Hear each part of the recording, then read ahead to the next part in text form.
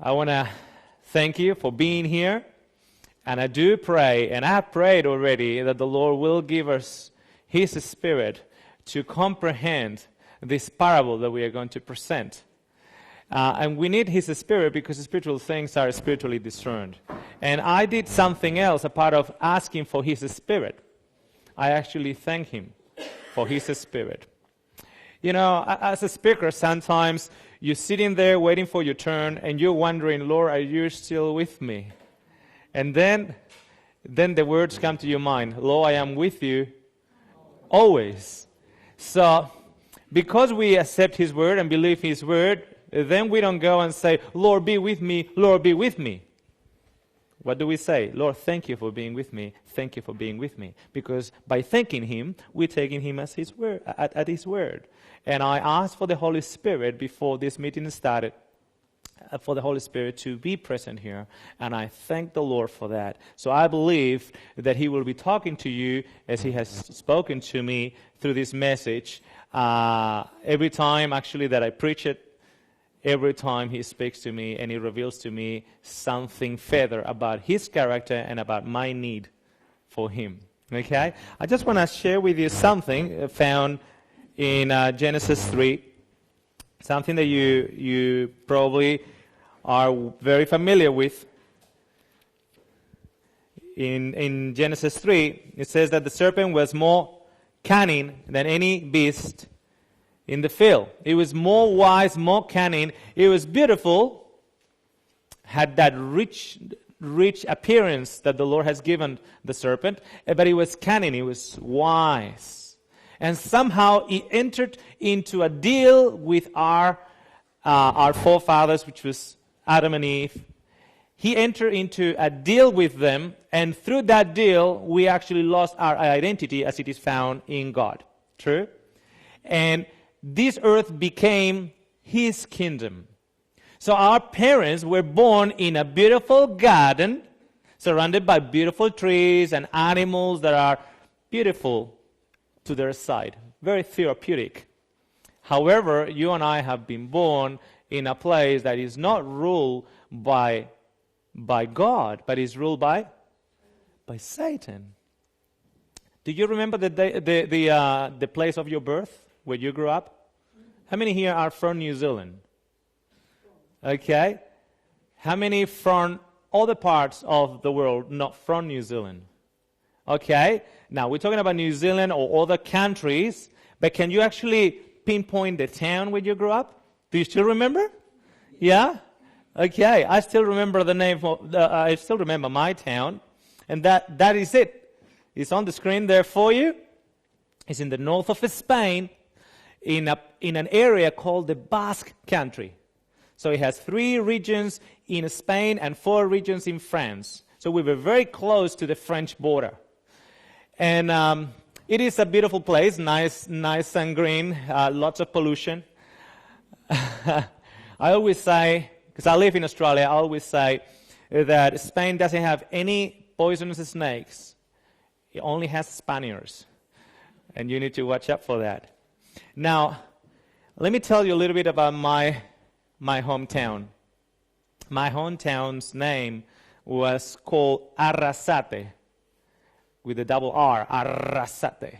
Okay, Arrasate. I know that some of you cannot do this. So, the name of the town was called Arrasate in the Middle Ages. And it was a very pleasant town with a wall around it.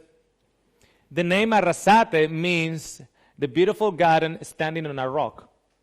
That's what it means. Beautiful garden standing on a rock. Isn't that a beautiful meaning for a town? Now, there was a king in Spain. It was called Alfonso X. And you know how kings have a subtitle or a sub-name? Well, his was the wise or the cunning one. And in fact, he was more cunning than any other king of Spain. Alfonso X, the cunning one, the wise. Now, he needed to make war. He had a mind of warfare. And through that mind of warfare, he needed iron. And somebody said to him, oh, up north, there's a town with a mountain. Can you see the mountain there at the back of the town? That mountain is full with iron. Full with iron. So you know what he did? This cunning king, the wise king, Alfonso X, got everyone around him and started heading up to Arrasate, the garden on the rock. And they did this celebration, and they were just making a big party for him and entertaining the king. As they were entertaining the king, they did a play. They actually got this fake dragon, and this fake dragon was chasing a woman. So the king was very intrigued about the meaning of this play before him, so they told him the story. Or they told him a legend. The legend said that a dragon with a fiery mouth will come down the mountain once a year.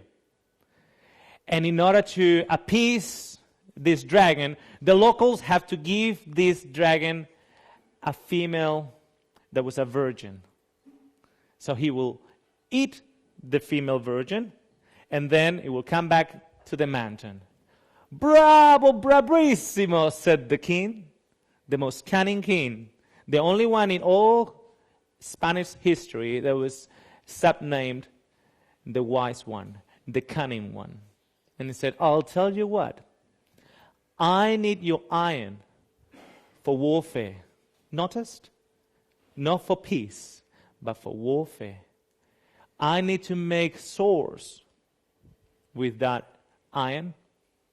And because we're living in the society where wherever you go, you need to pay taxes, I'll tell you what, this is the deal. You allowed me to get the iron from your mountain, and I will allow you to pass through all of Spain. You just have to announce where you're coming from, and you can pass through the bridges and the lanes and whatever for free.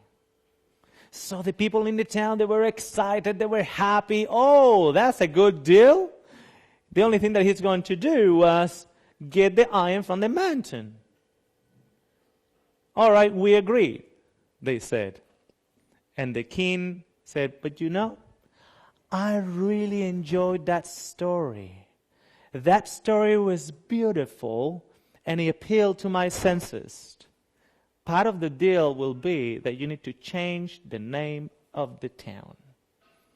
So the elders of the town, they had a meeting together, and they put things in the balance. Well, we are going to travel around Spain for free, no longer having to pay taxes to cross a bridge or anything like that. So they came to the king, the wise king, the cunning king, Alfonso X, and they said, we agreed. You get an iron for warfare. We get the benefits of your kingdom, and we changed the name of the town. So I was born and grew up in my town with the new name, Mondragón, which means the Mount of the Dragon. That's the name of my town.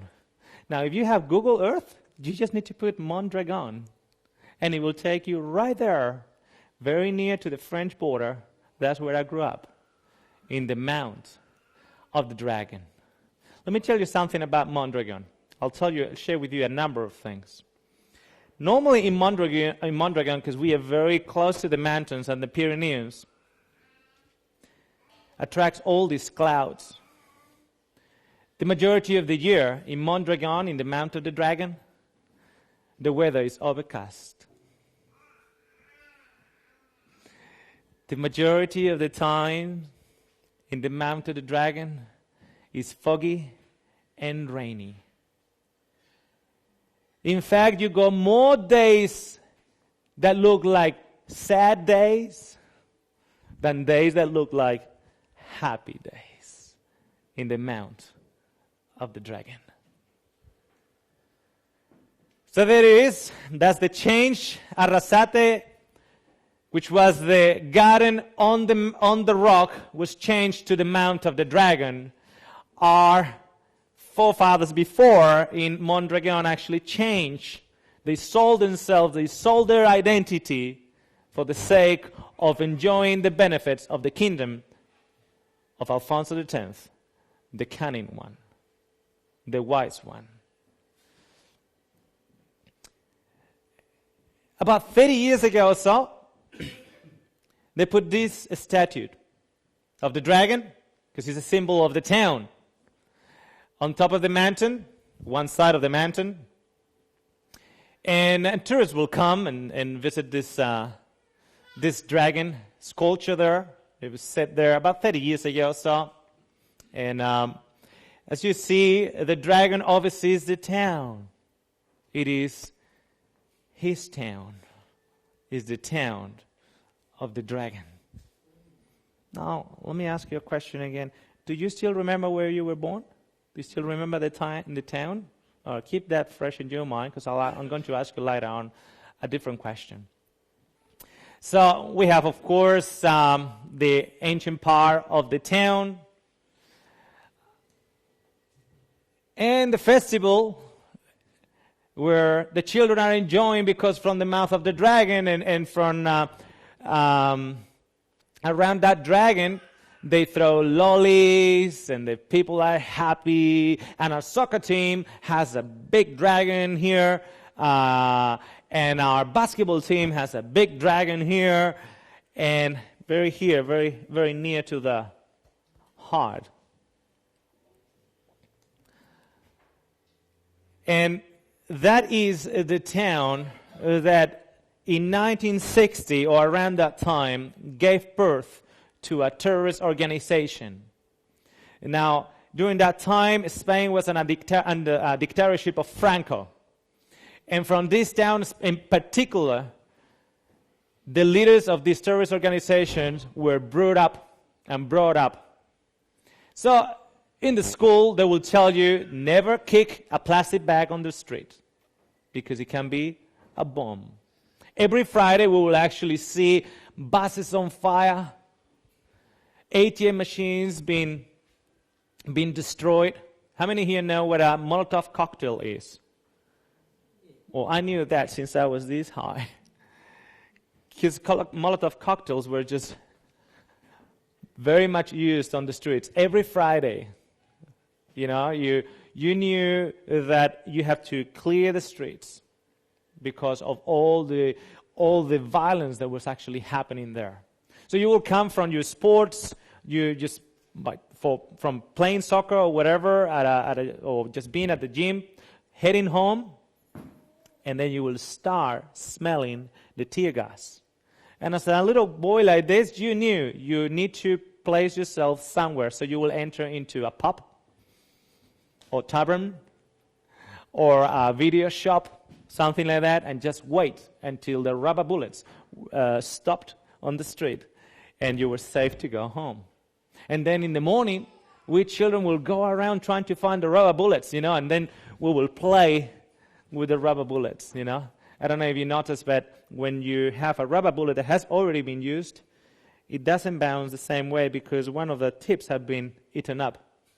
So we will collect all these rubber bullets, and then we will have our own wars ourselves. It became very political. Sometimes you'll receive phone calls in the school. You need to evacuate the school. There's a bomb threat. Sometimes my uncle will come to our house in his pajamas at 2 o'clock in the morning.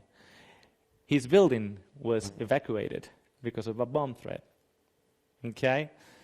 And this terrorist group called ETA had obviously many followers, and many of them end up in jail. And that's where this story actually begins.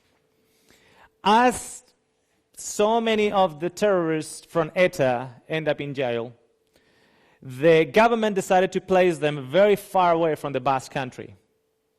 So the families and those from ETA that were still free, they wanted the government to bring them closer to the Basque jails. And the government said, no, you did the crime, You put the time, so we are going to put you as far as possible from your family. So they will send them to the Canary Islands and so on. Well, Eta had the mind of the people in Mondragón, in the Mount of the Dragon. Everybody was against Spain, the enemy. Everybody was going to do war, and he had a mind of warfare in Mondragón. That's the symbol of Eta. Isn't that amazing? It's just a snake around an axe. That's the symbol of Eta. But you know, that's a young man or young lady that is walking on the street. So that's a graffiti on the wall. I'll show you a few others.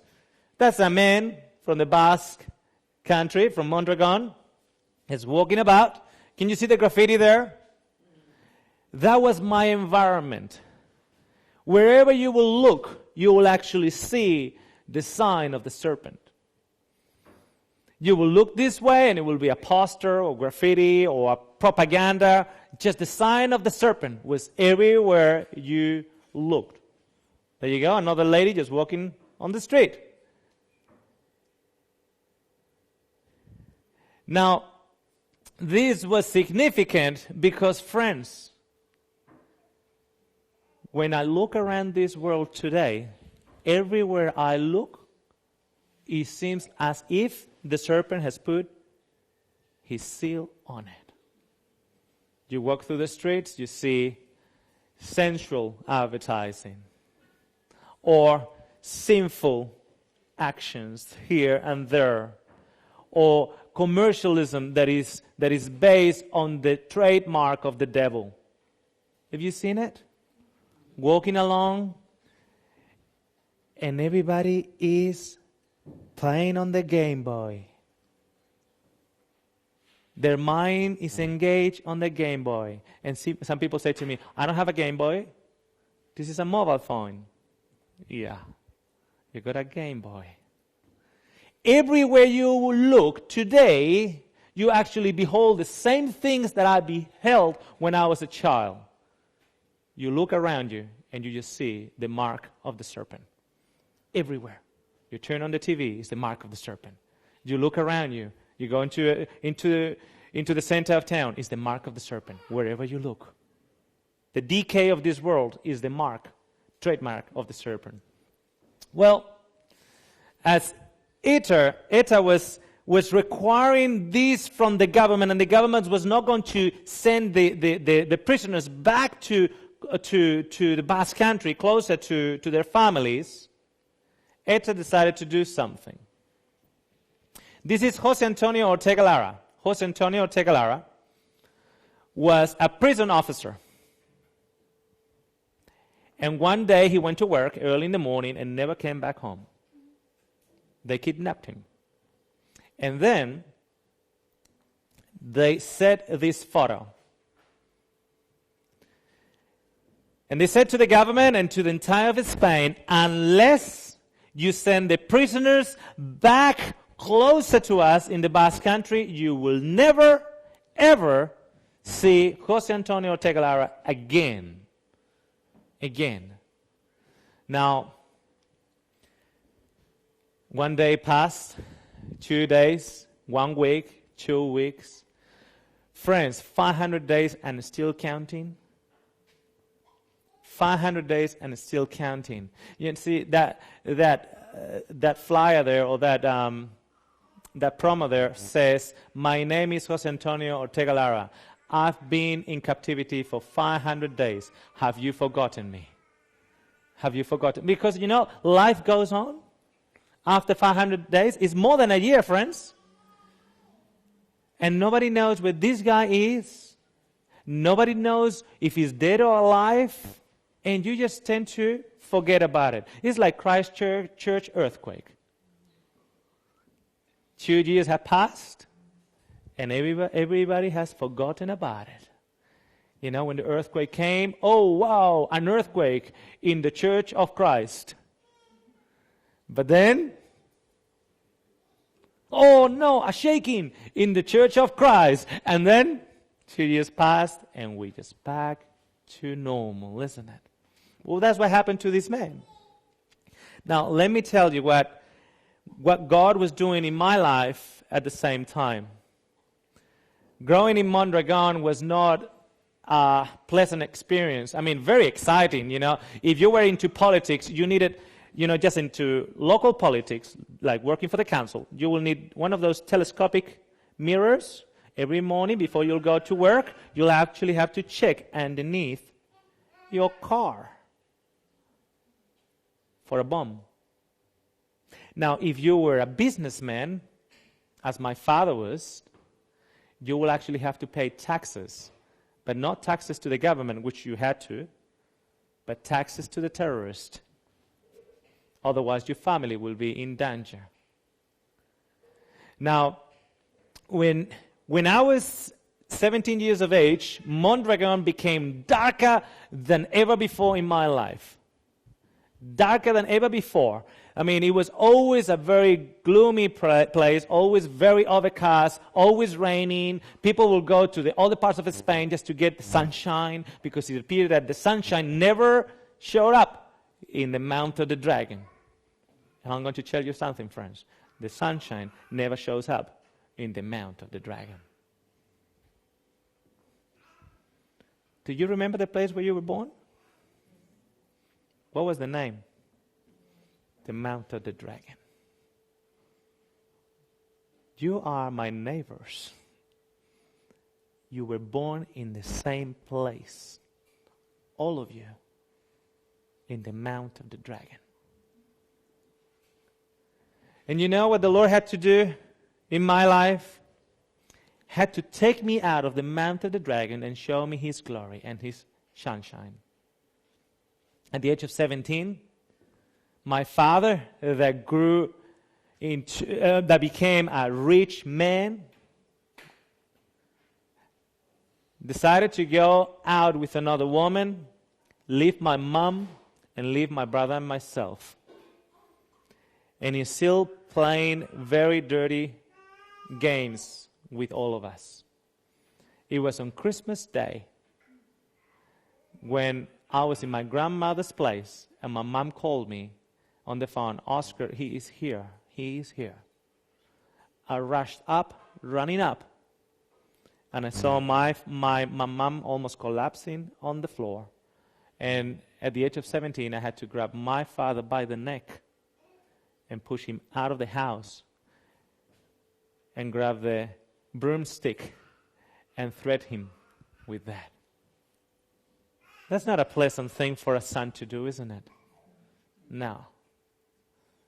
Every day I would come back home and my mom was collapsing on the floor, and I didn't know how long she was in that position for. So I had to either try to revive her or call the neighbors.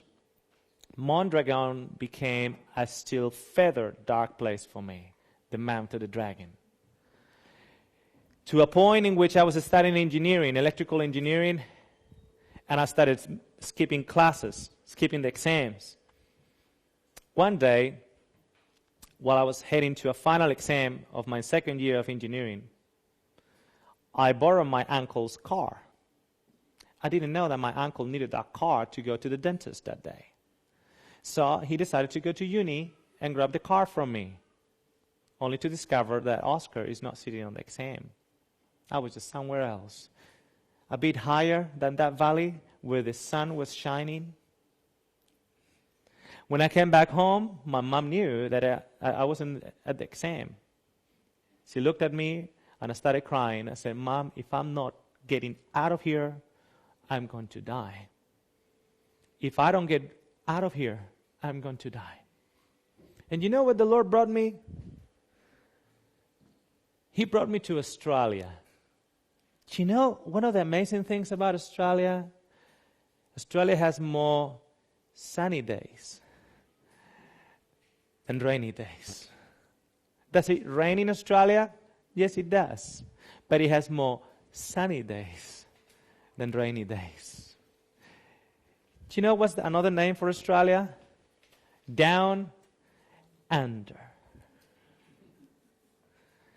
The Lord had to change my world upside down to where He found me. And He brought me to a place where I met a girl that taught me all about Him. And I came back to Spain with her to live there. We were living there for a year or something like that. And I went back to Mondragón, the only Christian Adventist in the Mount of the Dragon. The only one. That's not surprised. I started working. And every so often, as you're driving, people will stop you. Like the police will stop you with machine guns, and they will be checking in your car to see if you were holding on Jose Antonio Ortega Lara. You can imagine my wife as she arrived to Spain, and the first thing is being stopped in the middle of the road, against the wall, hands up, machine guns around you. She looks at me and said, "Where have you brought me?" I said, "Oh, welcome to Spain." Now, it was 10 o'clock. It was 10 o'clock in the morning. And the factory where I was working signed to us that was morning tea. So we went outside to eat our sandwich. And all of a sudden, helicopters, army trucks, special forces vehicles, TV news, from like national TV news, helicopters, everything. And everyone was there. And we were just eating our sandwich and said, "Wow, what's going on here?" Well, can you see the red arrow there? That's where my mom lives. My mom lives there. Can you see the other red arrow there on the left? They found him. They found Jose Antonio Ortega Lara there. We actually bought a vehicle just next door to the place where they found him. All those many days that they were searching for it, and we will be there watching the news. Wow, they still haven't found this guy. And walk through the center of town, and the guy was just there. All this time, he was there in the very bottom of the Mount of the Dragon. Now, if you're a Christian, you should have expected that, right? Because that's where the devil has this world, in the very bottom of the Mount of the Dragon. Well, the operation was called Operation Octopus. The special forces arrived to a factory, and a very heavy machine was covering a hole. If you see on the top right corner there, that's the hole that heavy machine was actually covering. So the special forces said to the man, "Where is he? We know he is here. We have no idea what you're talking about. Where is he?" They actually detected the heat of his body. And that's how they knew it's underneath somewhere. How do you get there? The guy finally broke up and said, "Okay, we need to remove that machine." And with hydraulics, they removed the heavy machine. And then they lifted up that plug that was covering the hole.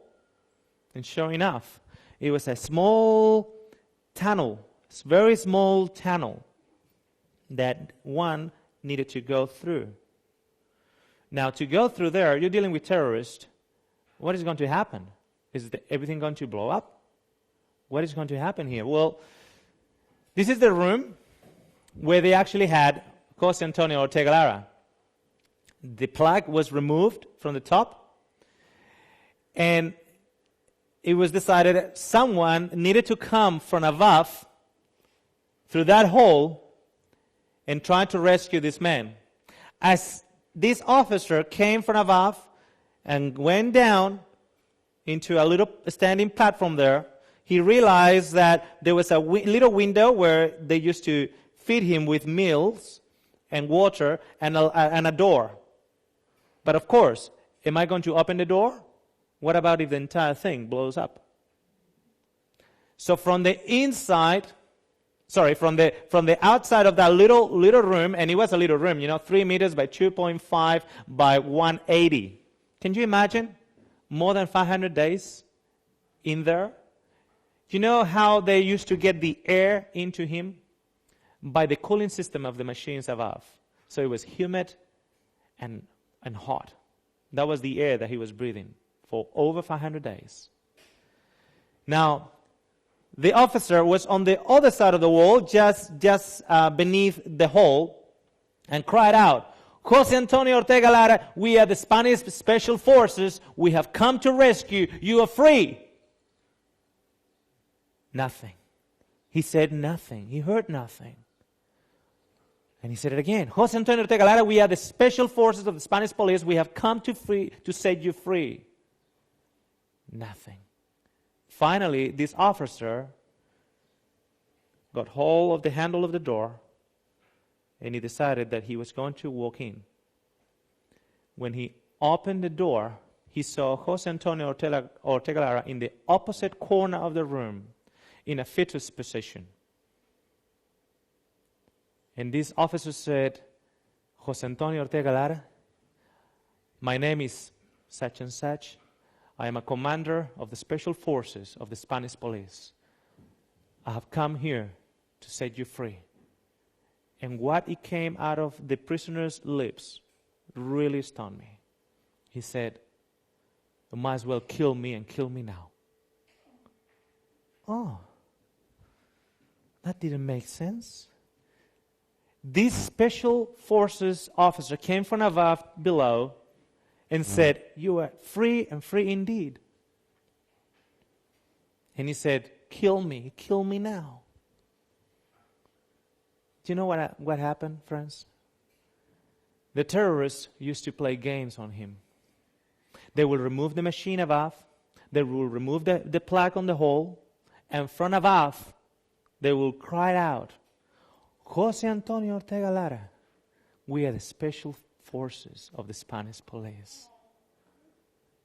You are free. You just need to open the door and come up. So Jose Antonio Ortega Lara will open that door, stand on the platform on the other side, and when his head was showing up, they will kick the head. Then they will wait another month.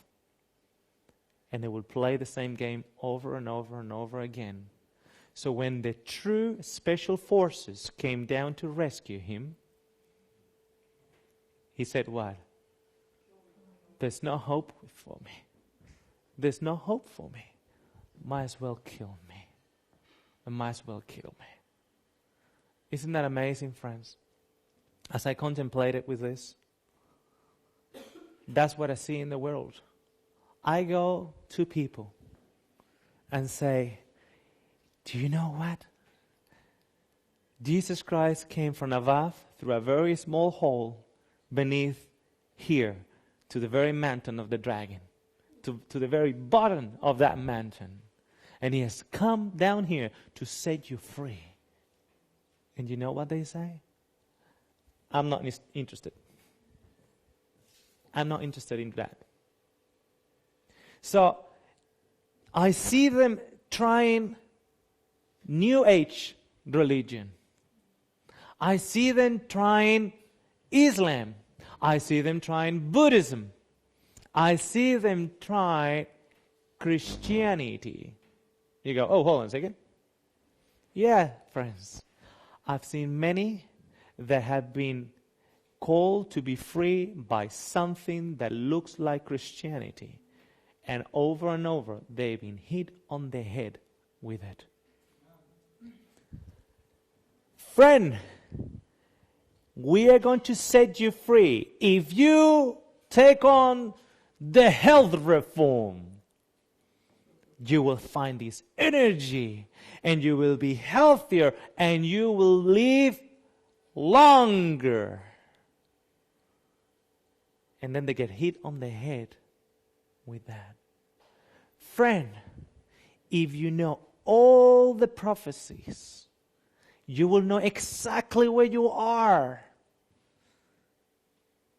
And then, as we heard in previous messages, then they realize that the prophecy is not saving them from themselves.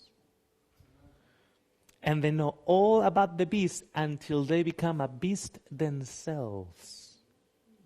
They know all about the 7 plagues until they become a plague themselves.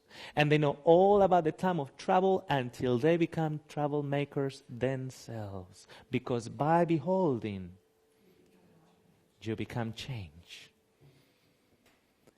And the most frustrating thing is that they've been trying for 5 years, 10 years, and in the privacy of their home, when they go home and the windows are closed, the curtains are covering the windows, and they look at themselves in that mirror, you know what they see? That type of Christianity has not taken them out of the hole. And they're still frustrated. And they get kicked on the head. And when we come and say, you know what, friends? It is through Jesus Christ and Him crucified, the only way that you will actually come out of that hole. Do you know what they say to me? You're such a liberal.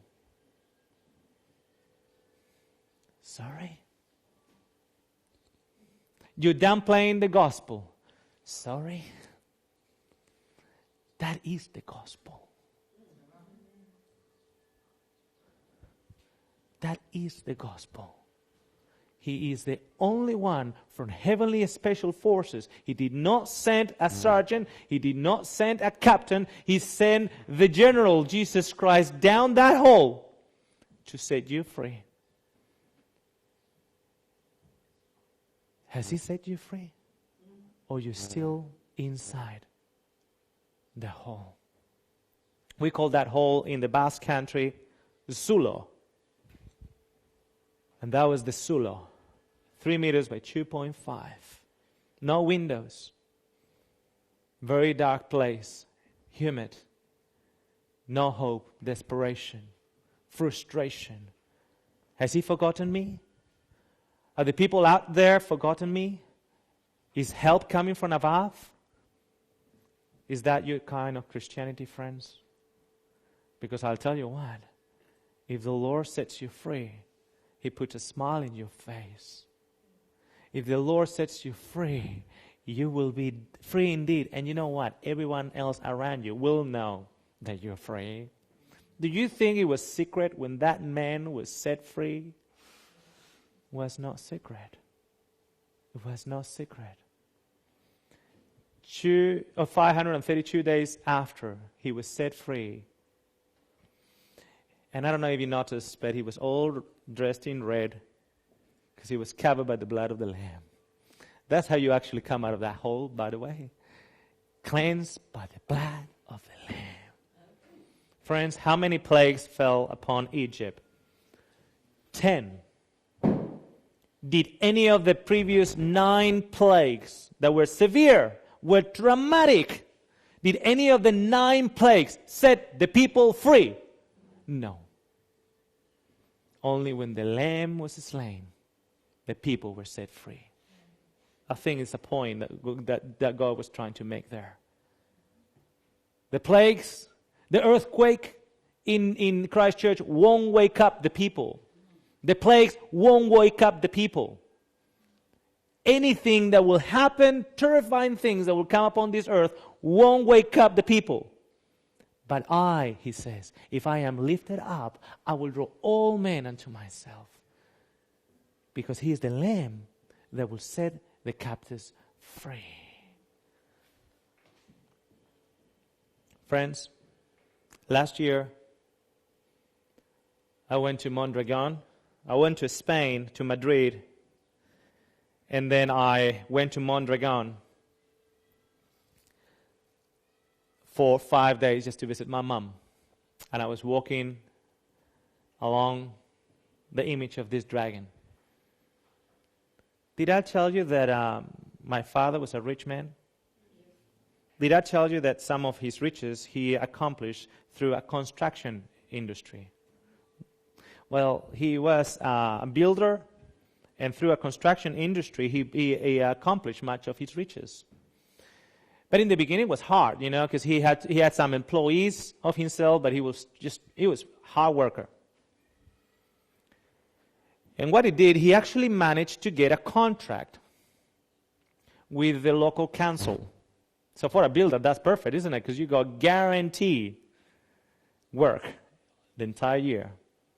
And I remember he came home one Saturday.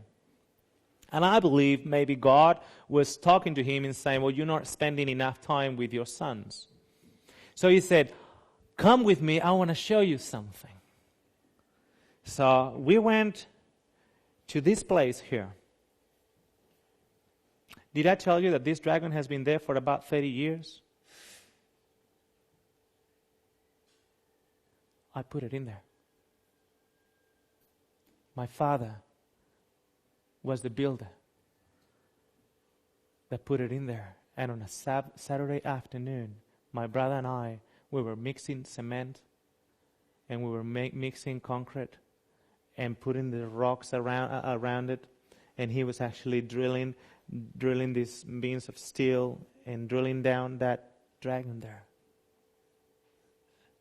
I totally forgot that. I was reminded a year ago. My father and I put it in there.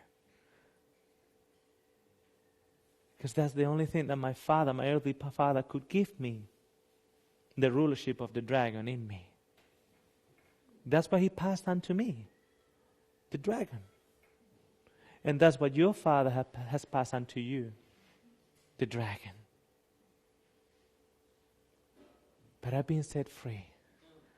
My world has been down under into a place where there's more sunny days than dark days. And that can be your experience, and I hope it is the experience of many of you. Of those that are listening, I hope that is your experience too. And if you've been hit on the head, what about trying Jesus? Just try Jesus. He won't disappoint you. He will set you free. Jose Antonio Ortega Lara created an organization for the victims of terrorism. He went and said to these people, there's no point about being bitter against those that hurt you. There's no point about hate those that kept you with the arms of terrorism. There's no point of carrying the heavy burden and believe that your life has been drawn to an end because of terrorism.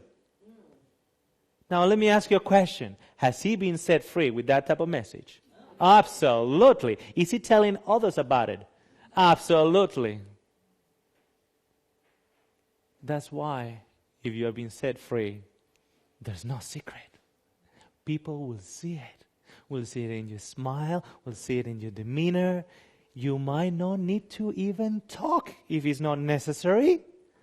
Why?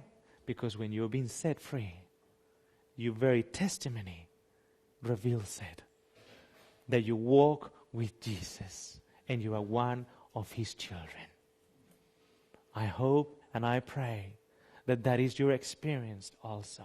And this joy of the Lord is reflected in your face and your heart. And that you will tell others that are losing hope, that there is still one thing more to try. Try Jesus. He will set you free from the mount of the dragon.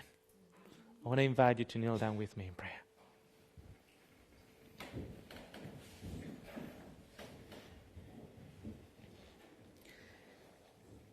Dear Heavenly Father, Lord, we have to recognize that we all have been born in the mount of the dragon under his rulership. And he, with his spirit of demons, Lord, is hovering over our upbringing, over our own daily lives.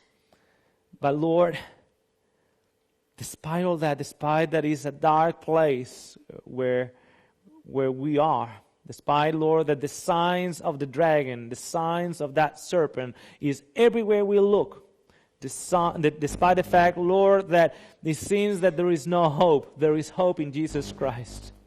Many, Lord, have tried different things, even Christianity, Father. But, Lord, the devil has allowed Christianity to branch off in so many diverse ways that now we have many options of Christianity, despite the fact that there is only one truth as it is found in Jesus.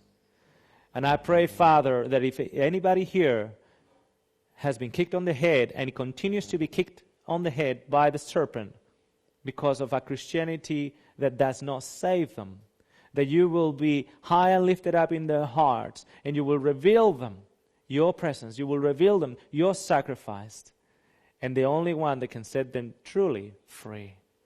I pray for those, Lord, that are listening to these messages too, Father, that in this very moment they will also pause and contemplate what the Spirit is telling them. And recognize, Father, if they are of the faith of Christ, or they are of the faith of something else, a substitute for the true God. And if that is the case, Father, also through the same Spirit, you will bring Jesus high and lifted up before their eyes and heart. And they will make a decision even now. We pray all this in Jesus' holy and precious name. Amen.